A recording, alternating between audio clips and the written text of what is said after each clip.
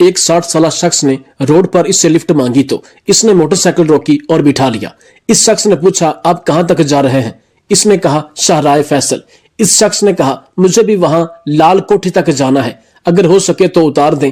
इसने कहा, मुझे वहां स्टाफ का नाम नहीं पता, जिंदगी में पहली बार जॉब का इंटरव्यू देने जा रहा हूं, इस इलाके को नहीं जानता। इस शख्स ने पूछा कि कहां है इंटरव्यू? इसने बताया कि नर्सरी के सामने एक प्लाजा है, वहां। इस शख्स ने कहा, मुझे भी वहीं उतार देना। मैंने इसे अपना नाम अब्दुल मजीद बताया। इसने भी अपना तारुफ अकलीम के नाम से किया।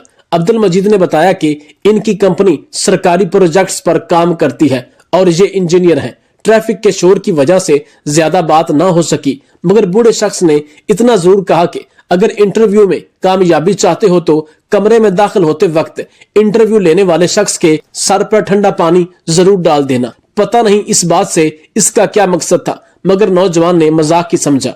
स्टॉप के सिग्नल पर मोटरसाइकिल रुकी तो बराबर में एक और मोटरसाइकिल रुकी तो पीछे से एक मोटरसाइकिल इनकी मोटरसाइकिल से टक्कर गई। अकलीम मोटरसाइकिल समेत नीचे गिर गया। इर्द गिर्द के लोगों ने उठाया। अकलीम ने गुस्सा दिखाया। दूसरे मोटरसाइकिल वाले ने माजरत की और कहा कि ब्रेक ने काम नहीं किया। इसने ये बताया। अकलीम अपने पीछे बैठे मुईद साहब को ढूंढने लगे, लेकिन वो कहीं नजर ना आए। जिस मोटरसाइकिल वाले ने टक्कर मारी और जो उधर लोग थे, इन्होंने भी कहा कि हाँ तुम अकेले थे। खैर, इसने सोचा हो सकता है साहब कहीं बीच में उतर गए हों। इसको इंटरव्यू में जल्दी थी। इसने इंटरव्यू दिया और अल्लाह का करना ऐसा हुआ कि कंपनी को इसकी ग्राफिक डिजाइनिंग बहुत पसंद आई और जॉब पर रख लिया। अगले दिन ये सुबह ऑफिस के लिए निकला और ट्रैफिक के सिग्नल पर रुका तो अचानक एक आदमी इसकी मोटरसाइकिल के पीछे बैठा तो ये चौंक गया। देखता है कि मोईद साहब ही थे। इन्होंने बैठे बैठे मजाक के अंदाज में शिकायती लहजे में कहा, मुझे छोड़ गए तुम? अकलीम ने कहा, मैं मोटरसाइकिल से गिरा, जब उठा तो आप नहीं थे। इन्होंने कहका लगाया और कहा, नजर का धोखा होगा, तुम गिरे फिर भी मैं वहीं था, लेकिन तुम उठे और निकल गए। अकील ने कहा, अरे नहीं भाई, मैं 2 मिनट तक वहीं रहा, आप नहीं थे। सिग्नल खुला और शाहराह फैसल लाल कोठी के बिल मुकाबल रोड पर रुक गया। मोईद साहब शुक्रिया अदा करने के लिए नीचे उतरे और पैदल चलने वालों के ब्रिज की तरफ चल दिए। अकलीम ने इनको घूमकर जाते देखा। एक दिन मोईद साहब को उसी जगह खड़े मिले। इसने मोटरसाइकिल रोकी और लिफ्ट की ऑफर की। वो बैठ गए। इसने इनकी कंपनी का नाम पूछा। इनकी कंपनी का नाम ग्लोबल कंसल्टेंट था। इसने कहा कि आपको आपके ऑफिस के सामने उतार दूंगा, बाद में टीपू सुल्तान के ब्रिज के नीचे से घूम कर आ जाऊंगा। उस दिन इसने लाल कोठी की पिछली गली में उतारा जहां बंगलों में इनका ऑफिस था। ये कभी कभार मिलते और मुईद साहब को इनके ऑफिस के सामने उतारता और बाहर खड़े गार्ड से मुसलसल आने जाने की वजह से दुआ सलाम हो जाती। इसको मुईद साहब की शख्सियत बहुत पुरअसरार लगती थी, क्योंकि इसने इनको कभी गार्ड या बाहर खड़े लोगों से सलाम दुआ करते नहीं देखा, ना लोगों ने कभी कोई रिएक्शन दिया। एक दिन इसको ये स्टाफ पर मिले और कहा कि मुझे तुमसे कुछ ग्राफिक्स का काम है, और इसे लेकर करीबी चाय के होटल पर बैठ गए।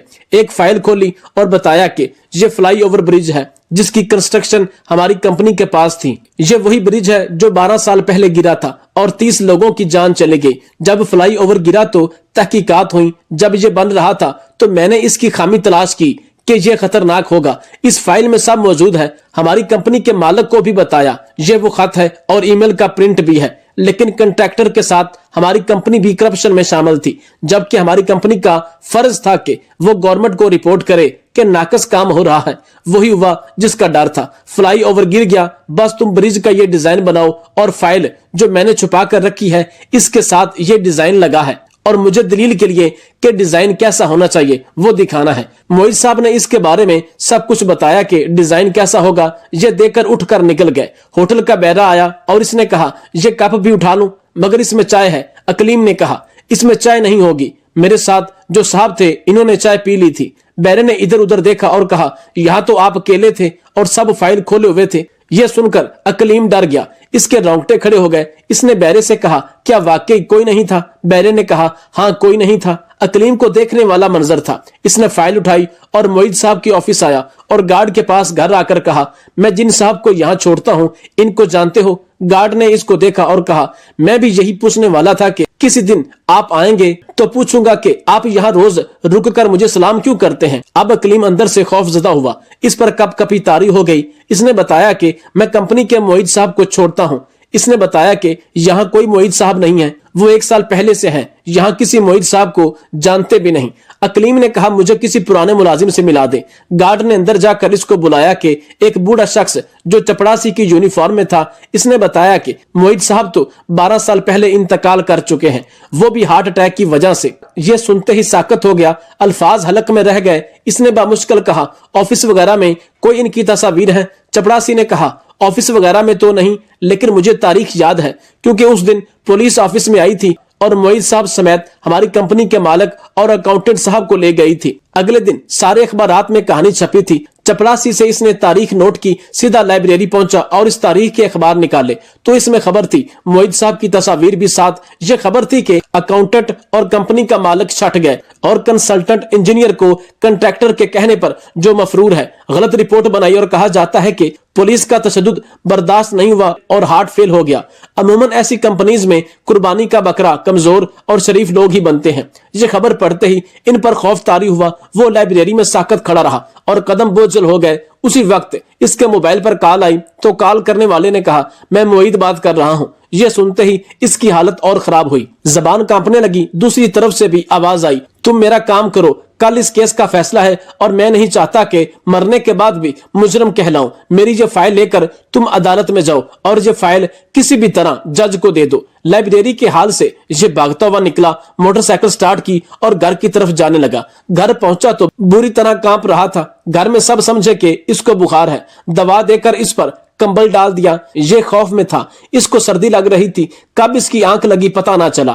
اس کی اپنی والدہ کی آواز پر آنکھ کھلی، شام 4 بجے سے سوئے 8 بج گئے، اگر طبیعت صحیح نہیں تو گھر پر رہو۔ اب اس پر غنودگی تھی اور اس کی نظر اپنے بیگ پر پڑی جس میں فائل تھی۔ یہ جلدی سے اٹھا، اپنے لیپ ٹاپ پر ڈرائنگ بنائی، پرنٹ آؤٹ نکالا، گھر سے نکل کر عدالت پہنچا اور پوچھتے ہوئے کمرہ عدالت کا پتہ کیا جہاں اس کے کیس کا فیصلہ ہونا تھا۔ اس کو نہیں پتا تھا کہ کیسے کسی قانونی کیس میں مداخلت کرتے ہیں۔ اندر موجود کچھ میڈیا والوں سے پوچھا یہ فلائی اوور کیس ہے؟ اس نے کہا جی یہ فلائی اوور کیس ہے۔ اس نے کھڑے کھڑے آواز لگائی جج صاحب اس کیس پر میرے پاس کچھ ثبوت ہیں۔ پوری عدالت اس کی طرف متوجہ ہوئی۔ جج نے پیشکار کو اشارہ کیا اور پیشکار نے اپنی طرف بلا لیا۔ اس نے فائل دی اور جج کے سامنے رکھ دی۔ جج نے فائل دیکھی اور دونوں وکلا کی طرف بڑھا۔ سرکاری وکیل نے فائل دیکھی اور جج کو کہا مائی لارڈ یہ چھوٹا ثبوت نہیں۔ کمرہ عدالت میں بیٹھے کچھ لوگوں نے اسے غصے سے دیکھا اور اپنے وکیل سے بات کی تو وکیل نے جج کو کہا مائی لارڈ آج فیصلہ ہے، میرے کلائنٹ پچھلے 12 سال سے عدالت کا چکر لگا رہے ہیں۔ جج نے کہا انصاف کے لیے اس ثبوت کو دیکھنا ہوگا۔ جج نے اکلیم کو کہا اپنا بیان اور شناختی کارڈ جمع کرے، فیصلے کی تاریخ آ گئی ہوگی۔ اکلیم اپنے گھر میں بیٹھا ٹی وی دیکھ رہا تھا۔ خبر تھی کہ فلائی اوور کیس میں نیا موڑ۔ عبد المعید نامی مرحوم مجرم کے ای میل اور ڈرائنگ سے پتہ چلتا ہے کہ کنسلٹنٹ کمپنی نے اپنے انجینئر کے پلان اور ڈیزائن کو نظر انداز کیا اور خطرے کی آگاہی کے باوجود تعمیر جاری رکھی۔ اس ڈرائنگ سے روگردانی کرنے پر کروڑوں روپے ہڑپ کیے گئے۔ یاد رہے کنسلٹنٹ انجینئر گرفتار ہوئے ہیں اور پولیس کی حراست میں حرکت قلب بند ہونے کی وجہ سے جہاں بحق ہو گئے تھے۔ اکلیم نے ٹی وی بند کیا اور موٹر سائیکل نکالی، سٹاپ پر کھڑا ہو گیا جہاں پہلی دفعہ معید صاحب ملے تھے۔ یہ تھوڑی دیر وہاں کھڑا رہا اور پھر موٹر سائیکل لے کر چائے کے ہوٹل میں بیٹھ گیا۔ وہی بہرا آیا اور اکلیم نے کہا 2 چائے۔ اس دفعہ دوسری چائے نہیں بچی تھی، کسی نے پی لی تھی۔ میرا باپ مجھے کراچی کے ایک مشہور انگلش میڈیم اسکول میں داخل کروانے لے گیا۔ پرنسپل نے میرا انگلش میں انٹرویو لیا اور اس کے بعد میں ناکام ہوا تو پرنسپل نے میرے والد سے کہا کہ آپ کا بیٹا اس ادارے کے قابل نہیں، بہتر یہی ہے کہ آپ اپنے بیٹے کو واپس اپنے گاؤں لے جائیں اور اس سے گائے بھینسوں کے گوبر صاف کروائیں۔ یہ ایک ایسا طنز تھا جس کو سن کر میری آنکھیں لال ہو گئی۔ میں نے پرنسپل صاحب سے کہا کہ مجھے داخلہ دے دیجئے، بے شک آپ مجھ سے سکول کے واش روم تک صاف کروا لیجئے گا، میں وہ بھی کرنے کو تیار ہوں کیونکہ میرے باپ کی خواہش ہے کہ میں کسی اچھے انگلش میڈیم اسکول میں پڑھوں۔ تو پرنسپل نے غصے سے کہا کہ تم لوگ جا سکتے ہو، میرا قیمتی وقت ضائع نہ کرو۔ میں نے پرنسپل صاحب سے کہا کہ ایک دن ضرور آئے گا جب آپ مجھ سے ملنے کے لیے ترسیں گے۔ پرنسپل یہ سن کر مسکرانے لگا۔ میں اپنے باپ کے ساتھ واپس اپنے گاؤں لوٹ آیا اور اس کے بعد گھر کی چھت پر سونا شروع کیا۔ میرا باپ حیران ہوا کہ اس کے بیٹے کو آخر ہوا کیا ہے۔ ایک دن اس نے چھت پر جھانک کر دیکھا، کیمبرج یونیورسٹی کے سب سے کم عمر سائنسدان ڈاکٹر عبدالصمد بلوچ کی داستان، جن کو کراچی کے ایک اسکول پرنسپل نے کہا تھا بہتر یہی ہوگا کہ تم گاؤں واپس چلے جاؤ اور اپنے والد صاحب کے ساتھ زمینوں پر کام کرو۔ پاکستان کے صوبہ بلوچستان کے پسماندہ ضلع کے دور دراز گاؤں بلیدہ کے رہائشیوں نے کبھی سوچا نہیں ہوگا کہ ان کے علاقے کے ایک غریب طبقے کے ذمہ دار کا بیٹا خلائی ٹیکنالوجی پر کام کرنے والا سائنسدان اور برطانیہ کی کیمبرج یونیورسٹی میں اپنے ڈپارٹمنٹ کا سب سے کم عمر سینئر ریسرچر، سائنسدان اور فیلو ہونے کا اعزاز حاصل کرنے والا ہے۔ میرا تعلق ایک ایسے علاقے سے ہے جہاں پر تعلیم کا کوئی زیادہ رواج نہیں تھا، بلکہ پورے علاقے میں گنتی کے ہی چند لوگ ہوں گے جو خط وغیرہ پڑھ سکتے تھے۔ اس کے علاوہ خط بھی کوئی نہیں پڑھ سکتا تھا۔ میرے والد اور والدہ نے کبھی سکول کا منہ نہیں دیکھا تھا، مگر بچپن ہی سے ان کی خواہش تھی کہ ہم پڑھ لکھ جائیں۔ ہم ذمہ دار ضرور ہیں اور زمینیں بھی کافی تھی، مگر ہماری زمینوں پر وہ پیداوار نہیں ہوتی تھی جو ہونی چاہیے۔ چنانچہ والدہ میری ضرورتیں پوری کرنے کے لیے کیا کچھ کرتی تھی میں بیان نہیں کر سکتا۔ اس سے بڑھ کر یہ کہ والد صاحب کو اقبال کے کچھ اشعار یاد تھے جو وہ مجھے اور میرے بھائیوں کو ہر وقت سنایا کرتے تھے، جس سے ہماری ہمت بن جاتی تھی۔ پڑھائی میں میری دلچسپی کو دیکھتے ہوئے والد صاحب ہمیں ساتھ لے کر کراچی کے علاقے لیاری پہنچ گئے۔ جب میں پہلی مرتبہ کراچی آیا تو یقین کریں کہ مجھے ایسا لگا کہ یہ کوئی اور ہی دنیا ہے۔ لوگ ٹریفک روشنیاں دیکھ کر حیرت زدہ ہو گیا۔ رات کے وقت جلتی لائٹیں دیکھ کر مجھے ایسا لگا جیسے میں کسی روشنیوں کے شہر میں پہنچ چکا ہوں۔ لیاری میں ایک اردو میڈیم سکول میں داخلہ لیا، مگر جلد ہی اس بات کا اندازہ ہو گیا کہ جب تک انگریزی اچھی نہیں ہوگی اس وقت تک ترقی ناممکن ہے۔ اس صورتحال کا اندازہ ہونے کے بعد پڑھنے کی ٹھان لی۔ میں ایک دیہاتی بچہ تھا جو شہری طریقے کو زیادہ نہیں جانتا تھا، مگر میرے پاس والدین کا دیا ہوا اعتماد کچھ کر گزرنے کا حوصلہ تھا۔ اس موقع پر پرنسپل صاحب نے اپنے دفتر میں والد صاحب کی موجودگی میں میرا انٹرویو لیا اور انگریزی میں ہی مجھ سے بات چیت شروع کر دی۔ حالانکہ والد صاحب نے پرنسپل کو پہلے بتایا تھا کہ یہ یہاں داخلہ لینا اس لیے چاہتا ہے کہ اس کی انگریزی بہتر ہو جائے۔ صورتحال یہ تھی کہ انگریزی تو مجھے آتی نہیں تھی، مگر سمجھ لیتا تھا۔ سب سے پہلے انگریزی میں میرا نام پوچھا، جس کا میں نے اردو میں جواب دیا۔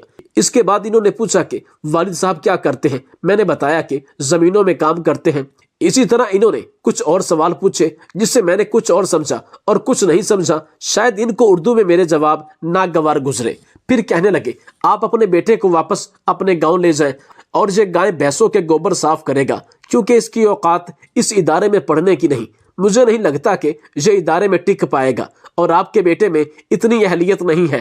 پرنسپل کے الفاظ سن کر میرے والد کے چہرے پر پریشانی کے آثار نمایاں تھے۔ یہ ایسے الفاظ تھے جن کو سن کر میری آنکھوں میں آنسو جاری ہو گئے، جبکہ میرے والد مجھ سے نظریں چرا رہے تھے۔ میں نے بغیر سوچے پرنسپل سے کہا کہ کچھ عرصہ بعد آپ مجھ سے ملنے کو ترسیں گے۔ میری بات سن کر پرنسپل نے مسکرانا شروع کیا۔ یہ بہت بڑی بات تھی جو میں نے کہی تھی، اور وہ بھی بغیر سوچے سمجھے کہہ دی۔ لیکن اب میں نے سوچ لیا تھا اور ٹھان لیا تھا کہ مجھے تو حوصلے اور عزم کا سبق سکھایا گیا تھا۔ میں واپس اپنے باپ کے ساتھ اپنے گاؤں آ گیا۔ میں نے ابا جان سے کہا کہ میں چھت پر ہی سویا کروں گا۔ ابا جان حیران ہوئے کہ اتنی سردی میں باہر چھت پر کیسے سوئے گا، لیکن میں نے سوچ لیا تھا کہ میں اب نیلی چھت کے نیچے ہی سویا کروں گا۔ کھلے آسمان تلے سونا ہے مجھے۔ ابا جان نے مجھ سے پوچھا کہ بیٹا ایسا کیا ہے، تم ایسا کیوں کر رہے ہو، یوں کھلے آسمان کے نیچے کیوں سونا چاہتے ہو؟ میں نے ابا سے کہا کہ ابا جان، پرنسپل کی بات ابھی تک بھول نہیں پایا۔ میرا دم گھٹ رہا ہے، آزاد فضا میں سانس لینا چاہتا ہوں۔ میں ان تاروں کو محسوس کرنا چاہتا ہوں۔ میری منزل اتنی ہی دور ہے جتنے کہ یہ تارے۔ میں جانتا ہوں کہ زندگی میں مجھے بہت سارے مشکلات کا سامنا کرنا پڑے گا، لیکن میں وہ منزل حاصل کر کے ہی رہوں گا۔ بیٹے کی بات سن کر باپ کی آنکھوں میں آنسو تھے۔ باپ نے کہا، بیٹا میری دعائیں تمہارے ساتھ ہیں۔ تم اس پرنسپل کی باتوں کو دل پر نہ لو، بلکہ ہمت اور عزم سے اپنی محنت جاری رکھو۔ انشاءاللہ تجھے اپنا مقام ضرور حاصل ہوگا۔ یہ بات تو ذہن نشیں ہو گئی تھی کہ انگریزی سیکھنا لازم ہے۔ لیاری میں ہی ایک انگلش میڈیم سکول کے بینرز اور پوسٹر لگے تھے۔ میں نے والد صاحب سے کہا کہ مجھے سکول میں داخل کروا دے۔ انگریزی سیکھنے کے لیے میں نے خود سے ہی کوشش شروع کر دی۔ کبھی انگریزی کے اخبار پڑھتا، کبھی گرامر کی کوئی کتاب پڑھ لیتا، ساتھ ہی اسکول کے استادوں سے جو مدد ملتی اس سے بھی پڑھائی کر لیتا۔ گو کہ یہ ایک چھوٹا سا سکول تھا، لیکن کچھ استاد انتہائی محنت سے پڑھایا کرتے تھے۔ جب میٹرک کے امتحان تھے تو لوگوں نے مجھے نقل کرنے کی ترغیب دی، مگر میں نے انکار کر دیا کہ مجھے اپنی محنت کا پھل چاہیے اور محنت کا پھل ضائع نہیں ہوتا۔ یہی میری والدہ کی بھی مجھے نصیحت تھی، اور ہوا بھی یہی۔ میٹرک کا جب نتیجہ آیا تو میرا A+ گریڈ آیا۔ میں نے میٹرک 2003 میں کیا تھا، جبکہ اسی سال کے آخر میں DG سائنس کالج کراچی میں داخلہ لینے کی کوئی دقت پیش نہیں آئی۔ مایا ناز سائنسدان ڈاکٹر عبد القدیر خان بھی اسی کالج میں پڑھتے تھے۔ FSC کے دوران میں ٹیوشن بھی پڑھتا رہا، کیونکہ ظاہر ہے والدین پر اتنا بوجھ نہیں ڈال سکتا تھا، لیکن اس کی دوسری وجہ یہ بھی تھی کہ مجھے درس و تدریس اور تحقیق سے دلچسپی تھی۔ مجھے لگا تھا کہ اگر میں پڑھاؤں گا تو زیادہ سیکھوں گا، اور ہوا بھی یوں۔ FSC کا سلسلہ اسی طرح چلتا رہا۔ جب نتیجہ آیا تو یہاں پر بھی میں نے A1 گریڈ حاصل کیا۔ FSC کے بعد KPK کے شہر سوابی میں Ghulam Ishaq Khan institute of engineering science اور ٹیکنالوجی میں داخلے کے لیے انٹری ٹیسٹ دیا۔ تیاری پوری تھی، چنانچہ انٹری ٹیسٹ شاندار طریقے سے پاس کیا اور 100% اسکالرشپ ملا۔ میرے بھائیوں نے تعلیم کو عموماً خیر بات کہہ دیا تھا۔ وہ چھوٹے موٹے کاروبار کر رہے تھے جس سے وہ ہر ماہ مجھے رقم بھیجتے۔ یہ رقم مجھ جیسے طالب علم جس کی ساری توجہ تعلیم پر تھی کافی تھی، جبکہ یونیورسٹی کی تعلیم تو اسکالرشپ پر تھی۔ مطلب یہ کہ 7ویں کلاس میں کراچی آنے کے بعد جو مسائل شروع ہوئے تھے وہ FSC کرنے اور یونیورسٹی میں داخلہ لینے کے بعد ختم ہو چکے تھے اور کامیابیوں کا سفر شروع ہو گیا تھا۔ آج اگر میں تحقیق سے وابستہ ہوں تو در حقیقت یہ مجھے غلام اسحاق خان انسٹیٹیوٹ میں پروفیسر فضل احمد خالد کی ترغیب ہے اور حوصلہ تھا کہ میں نے یونیورسٹی میں ہی فیصلہ کر لیا تھا کہ مجھے تحقیق سے وابستہ ہونا ہے۔ یونیورسٹی میں 2009 میں فارغ ہوا اور اسی سال ایگرو کیمیکل کراچی میں ملازمت شروع کر دی۔ 1 سال تک ملازمت کرتا رہا۔ اسی دوران تحقیق اور اعلیٰ تعلیم کے مختلف اسکالرشپ پروگرامز اور اداروں سے رابطے میں رہا، جس کے بعد مجھے جاپان، کوریا، کینیڈا، جرمنی، امریکہ اور ابو ظہبی سے اسکالرشپ ہوئی۔ MPhil اور ریسرچ کرنے کے لیے سب سے بہترین آفر خلیفہ یونیورسٹی ابو ظہبی سے ملی، کیونکہ اس کے ساتھ امریکہ کی MIT یونیورسٹی کا بھی تعاون تھا۔ دوسری بات یہ کہ ریسرچ کے دوران ان کا اعزازیہ ایک اچھی تنخواہ جتنا تھا، جس کی وجہ سے میں نے قبول کر لیا۔ اس کے بعد scholarship he university of Tokyo سمیت بہت سے عالمی اداروں میں ریسرچ کی، اور PIT کے دوران میری تحقیق زیادہ تر گرافین نام کے معاہدے پر تھی، جس کو استعمال کر کے مختلف آلات بنائے جاتے ہیں۔ یہ ریسرچ بہت سے بین الاقوامی اخبار میں شائع ہوئی۔ جب میری ریسرچ شائع ہوئی تو مجھے امریکہ، ابو ظہبی، ٹوکیو سے مختلف آفرز آئیں۔ میری ریسرچ کیمبرج یونیورسٹی کے ایک مایا ناز سائنسدان کو اچھی لگی، جنہوں نے مجھے وہاں جاب آفر کی۔ ویسے تو تنخواہ اور مراعات کے حساب سے بہترین آفر ابو ظہبی کی تھی، لیکن میرا مقصد تنخواہ نہیں تھا بلکہ اگلی منزل تک پہنچنا تھا۔ چنانچہ میں نے یونیورسٹی سے آنے والی آفرز کو قبول کیا، کیونکہ مجھے تحقیق کے میدان میں کام کرنا تھا۔ شاید دنیا بھر میں تحقیق کے حوالے سے سب سے بہترین سہولتیں اور ماحول کیمبرج یونیورسٹی میں ہی دستیاب تھا، جہاں سے نیوٹن جیسے سائنسدان منسلک رہ چکے ہیں۔ 2 سال تک کیمبرج میں ریسرچ سائنسدان کی حیثیت سے کام کرنے کے بعد مجھے سینئر ریسرچ سائنسدان کی حیثیت سے کام کرنے کا موقع ملا۔ مجھے پتا نہیں، مگر کہا جاتا ہے کہ کیمبرج میں ریسرچ سائنسدان سے سینئر سائنسدان کا درجہ حاصل کرنے کے لیے 2 سال بہت ہی کم عرصہ ہے، اور مجھے بھی یہی لگتا ہے کہ میں وہاں سب سے کم عمر سینئر سائنسدان ہوں۔ کیمبرج میں جانے کے بعد بہت سے یورپی کمپنیوں اور اسپیس ایجنسیوں کے ساتھ مل کر اسپیس ٹیکنالوجی سے منسلک آلات بنائے۔ ان آلات کو ٹیسٹ کرنے کے لیے وقتاً فوقتاً خلائی جہاز اور مصنوعی سیارے لانچ کرتے ہیں، جن میں پیرابولک فلائٹ، ساؤنڈ راکٹ اور دیگر اسپیس کرافٹ شامل ہیں۔ گرافین کو پہلی مرتبہ خلا میں بھی جانے کا موقع ملا۔ مختلف تحقیقات بھی جاری ہیں، جن میں سینئرز کے علاوہ خلا میں اگر جسم پر زخم لگ جائے تو اس کو کس طرح بھرا جائے، اس پر بھی کام جاری ہے۔ اس کے علاوہ پاکستانی طالب علموں کے لیے برطانیہ کی کچھ تنظیموں کے ساتھ مل کر ایک پروجیکٹ شروع کر رہے ہیں، جس میں ان کو سیٹلائٹ فراہم کرنے کی کوشش کر رہے ہیں۔